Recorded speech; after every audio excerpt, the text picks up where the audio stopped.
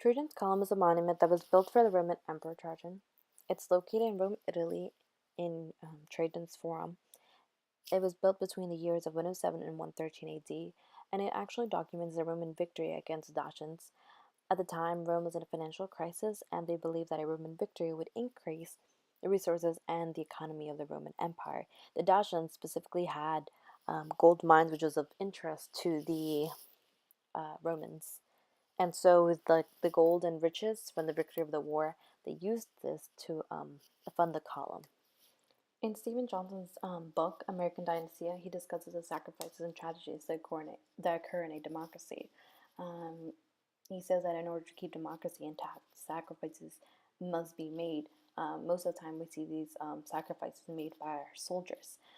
However, he also talks about how in a tyranny, the only person that is sacrificed is the tyrant himself. Oh, well, in the particular case of King Solomon, who was an outsider and was brought into this country to rule that he had no connections to, um, he actually carries the burden by ruling for a certain period and is then exiled from that country. But during that time of ruling, he passed fair laws because he had nothing to gain from it. And so it worked out for both parties.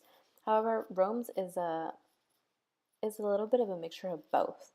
Um, we have the emperor, and then we also have the Senate.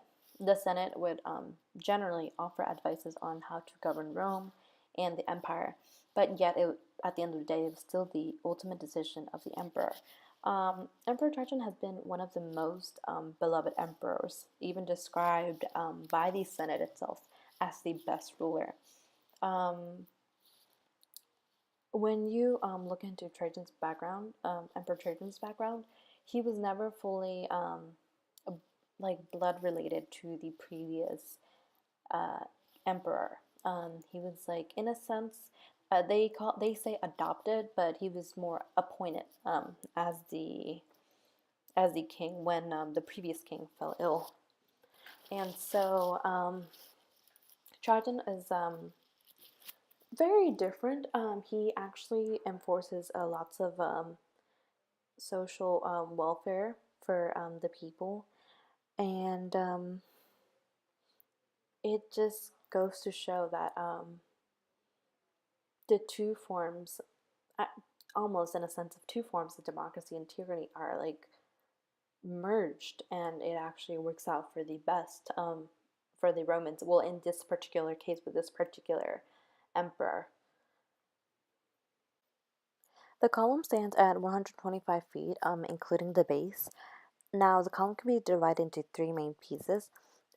Starting with the statue. Originally, it was a statue of Emperor Trajan. However, in 1587, it was replaced with a bronze statue of St. Peter's, which stands there currently today. The second piece is a shaft. It has a frieze that's 625 feet, and it wraps around 23 times. Um, it holds lots of well, it's supposed to document the victory against the Dacians.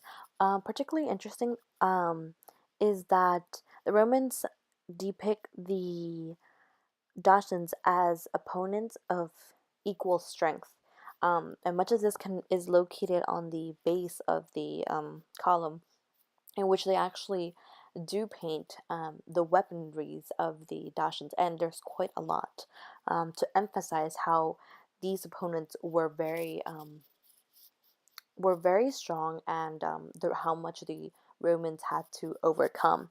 Yet at the same time, the Romans depict the Dacians as inferior, especially in the type of clothing. They almost portray them as barbaric in a sense. The column also holds 43 windows. They almost seem like little cutouts. Um, and the third piece is the base of the column. There's actually a little doorway that leads to a spiral stairway. The column itself is hollow, so this stairway will take you all the way to the top.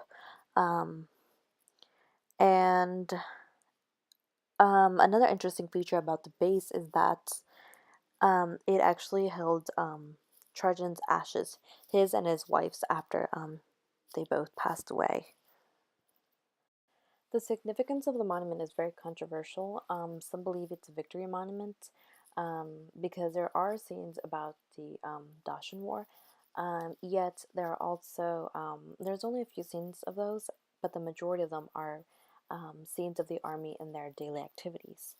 Um, Others believe that Trajan's Column was built as a final resting place, um, but somehow it's overlooked by the messages that the frieze has, and believe that the column is misrepresented as a victory column. Um, One reason to believe this is because in the back wall there's traces of an altar and like marks from the brackets that held the golden urn with Trajan's ashes. However, it was the Senate's decisions to vote to have Trajan's ashes in there because there's a Greek tradition that only local heroes could be buried within the city limits. And there's also the fact that maybe Trajan, who was a very loved emperor, might have seen himself as an hero, and or he this was his way of going around that tradition. Um, Another reason for this is that the structure of the monument forces viewers to circle the tomb, um, and many believe it's to reenact the ritual that's performed in the burial of an emperor, according to ancient Roman funerary rites. Um, they argue that viewers are forced to walk around the column in circles. But yet, I mean, if someone were really to do this, they would probably have lose their place because it spirals. It's not very easy to accomplish, and people are more likely to give up, which accomplishes the opposite if that's where it were to do. And a lot of people believe that this column is not to read about the history of the war, but just to visit the emperor's grave. Um, and then there's another aspect about the stairway, about how the person that climbs the internal stairways in the darkness, um, and then climbs all the way to the top, and they finally reach daylight once they get to the top. Um, and they believe it's personifying life and afterlife. There's a lot of controversy about this. Um, Many believe that it could be answered if there were blueprints left behind. Um, there were some coins that circulated. There were three coins that circulated about the column, three different coins, and many believe that um, this could have given us an indication of whether the frieze was added afterwards, which would have made a very big difference, um, or if it was originally in the planned. All right. So, who do who do you think Trajan's column was built for? I believe it was built for Trajan. Okay. What do you think the significance of the column is for? Well, I think he was a part of the and forgive me if I pronounce this wrong, the Dionysian War. And I feel like the column was built in order to honor his legacy as well as the people that died fighting for the country. A lot of people believe he made this column as his tombstone. Do you see any evidence of that? Actually, I do see some evidence of that. So the column, I think there's like a door or an entranceway, like at the base of the column. So a lot of people say that his tomb was like supposed to be there.